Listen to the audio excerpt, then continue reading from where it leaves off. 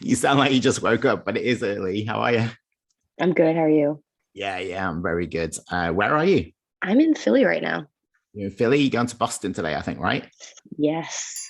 Yeah. How does it feel to be back on the road? It feels good. It's kind of a learning curve after being so out of it, but like you realize that there's some things you can't live without, whereas before maybe you could have lived without them. Like we brought our Vitamix on the road. We did not need to do that, but we actually needed to. Yeah. And are you still with Whitney? Mm-mm. Rest in peace. Oh no. I know. For anybody who doesn't know, we're talking about the tour van. So how are you getting about now? Do you have a new? We had to, it was a crazy, she broke down just somewhere outside San Diego, and we were scrambling to try and see if we could make our Phoenix show, but it wasn't in the cards. So we just kind of like booked it back to LA to rent a van from LAX. And then I drove back in the van and picked everyone up. And I mean, it sounds simpler. Like it was pretty efficient, but it was also like very hectic. Ah. But we figured it out. So we're in a reliable vehicle now. Oh no, you just said that out loud. So Mm, we'll keep our fingers crossed. wooden coffee table. I heard you bought some CDs for the trip as well. Is that right? Yeah, I did. And thankfully this van takes CDs too, but I mean, it's too sleek and nice now that I feel like we're not playing the CDs I bought, but they were for Whitney. It feels sacrilegious now. Oh no. So what CDs did Yeah. you buy? Okay. We got like Nelly Furtado. What is it? Nelly Furtado, Whoa Nelly. Yeah. Some Kate Bush greatest hits compilation album. Oh, amazing. Sheryl Crow. Okay. Some Mozart, because you never know. You Wow. never know. Just want to listen to like some instrumental classical as you were driving. Yeah. And oh, we got so many more like Tori Amos. I was just going to all these like rural suburban thrift stores around my town, and we hit some gold jackpots and some hits and misses. But These all sound like, apart from probably Mozart, these all sound like the kind of CDs you can sing along with. oh, definitely, Are you the kind of person that sings along in the van? 100%. Annoyingly so. Probably to my bandmates' dismay. The shows so far, are they what you expected with Peach Pit? Yeah, they're absolutely insane. I kind of had like a moment where we in San Diego right before the tour van killed itself, but we were kind of just standing up in the balcony looking down on the audience, and it was like, is every show like this? And I'm just not really noticing. It was really crazy. I feel very honored to be a part of it. How does it feel from the stage, from your point of view, just looking out at the crowd? Pretty cool, pretty surreal.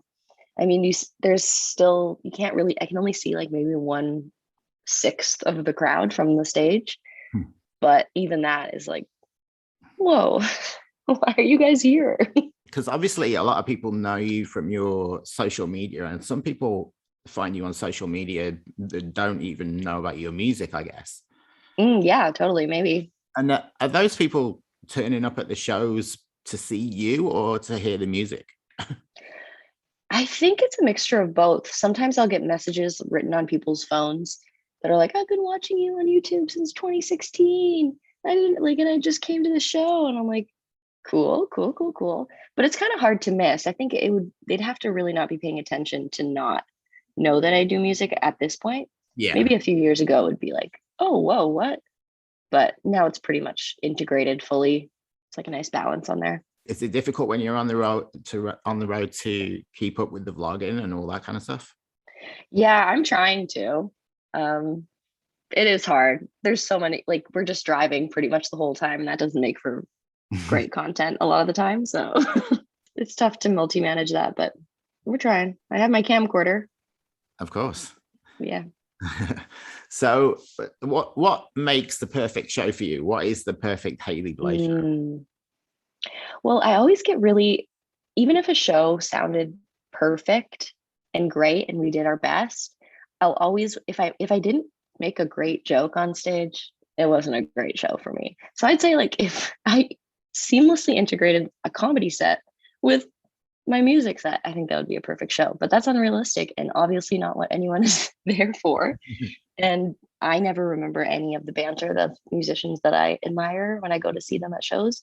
So I think I need to get that insecurity out of my head, because I don't think that matters. They're here for the music. So Yeah, they're definitely there for the music, but I think yeah. for me anyway, what makes concerts more than just sitting at home listening to music is some of the bits in between, because Yeah.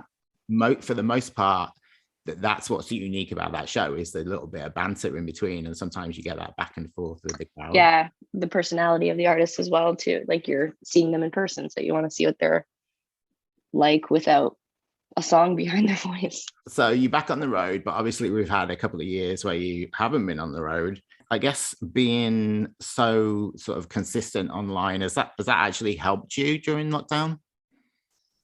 I don't know if it's, yeah, it probably has helped me to stay connected and, you know, have my finger on the pulse of what everyone else is doing. But I don't know. I don't know if social media has helped anyone.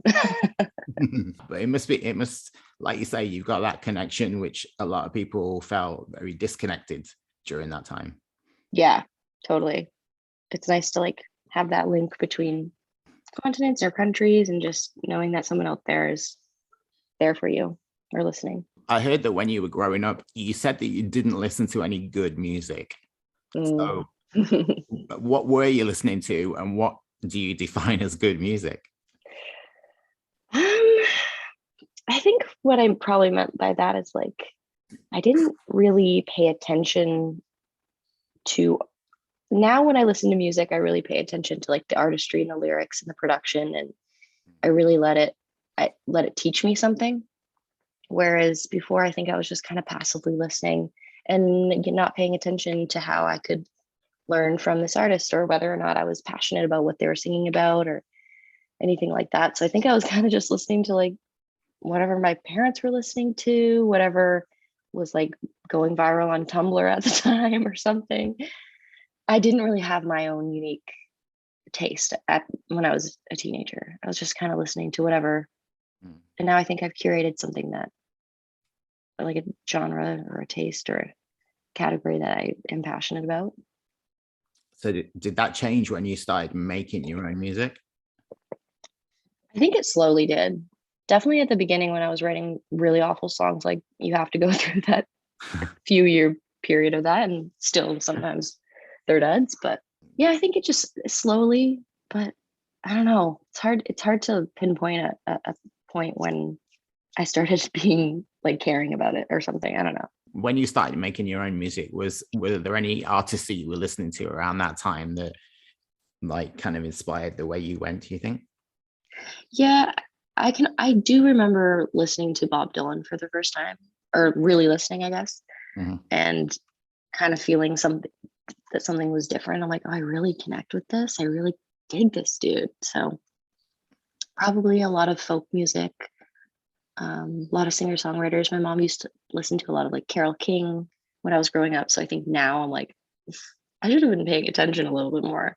Carole King goes off. She goes hard. Amazing. Yeah. Yeah. And you know, your songs are, the lyrics are amazing.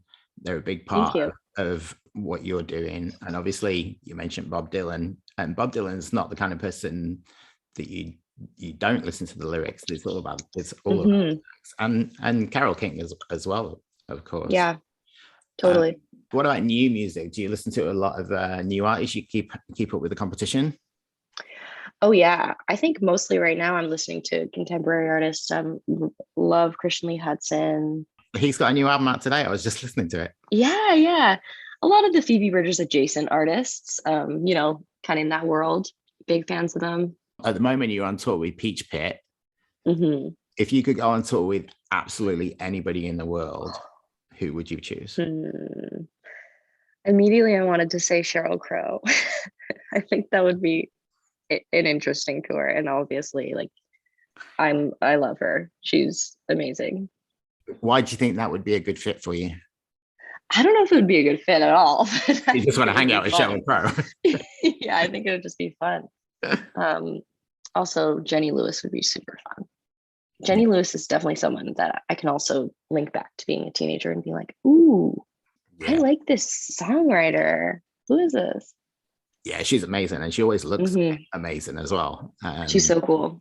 I actually saw Rilo Kylie back in the day, and then I saw Jenny play here last time she was in Montreal, and she was phenomenal. Oh, I'm so jealous. So speaking of Montreal, you're going to be here on Tuesday. Wow, that soon.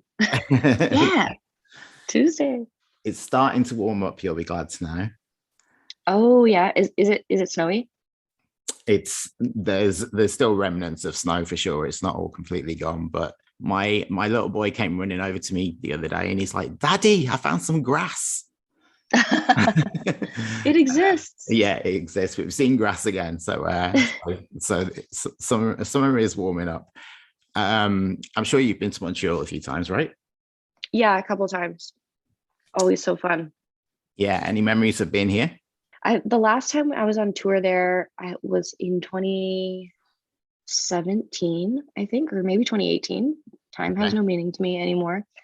And it was like my first tour, and we went there, and it was so much fun. I can't remember the venue we played, but it was probably something very small or intimate, not compared to anything we'll be playing on Tuesday. So it'll be very different. Yeah, because you're going to be playing Club Soda on Tuesday, which is a pretty big venue. Is it? Okay, cool. It's sold out, which a lot of these shows are sold out. So it must be a good vibe every night. Yeah, it is, because you know that there's always going to be like a big crowd, and even if they're not as hyped as one crowd or the other, you know, that you always have like kind of a chiller crowd, which is cool. There's still like so many faces to see, and even if they're not being loud, they're still smiling. We haven't had any like pretty rude opener crowds, you know. Sometimes you get those, but they've been really awesome. Yeah, I think Montreal crowds are usually pretty receptive to everybody. Cool. What's your favorite song that you're playing on this tour? We got a good mix of the old and the new. I think anytime we play Small Forward Faction, it goes over really well with the crowd, because we can kind of just like twist and jump and ride on stage. But we end the set with my new single, Coolest Freaking. Yeah, you're allowed to swear, it's okay. Oh, sick. Yeah, we end the song with my new single, and that's always fun to get the crowd kind of chanting at the end, get them hyped for Beach Pit to come on right after. Yeah, nice. And what's your favorite Beach Pit song? My favorite Beach Pit song is Being So Normal. It's from their first album. Yeah, kind of a deep cut, I think. Well, I mean, it's their album title, but if somebody had never heard your music before, is there one song that you would want them to start with? Probably this newest one, probably Coolest Bitch. Yeah. I feel like I'm going, and you know, it's like a new era. So I'm really, really proud of that song and what we're coming up with. Yeah, I love it. I've got to say, it's a really, really, really great song. Are you selling t-shirts with that title on? Oh, you know it. We have tote bags too. So what's next for you? Are you going to finish this tour with Beach Pit, and then what? Then I'm going to get back and start finishing recording the next album, and just keep playing some shows over the summer. I think there's some nice little festivals happening, and I'm going to keep busy. I think the album will take up majority of my headspace and brain. Yeah. But yeah, I'm really excited. You have many songs kind of in the works for that already? Yeah, they're all written. We just need to kind of realize them a little more. And how do you think this album's going to differ from what you've done before? It's a lot darker, maybe, in just kind of like vibe and context, and I think a lot more mature too. It definitely sounds a lot different than anything I've put out in the past, I think. Okay, well, I'm excited to see what you do next, because I love what you've done so far. Yeah, have an amazing time on tour. We look forward to seeing you in Montreal. Oh, thanks so much, Steve. Yeah, but thanks very much for talking to me, and good luck on your little trip over to Boston. My pleasure. Thanks so much. All right, have a good day and have a good weekend. Yeah, you too. Thanks, Haley. Bye.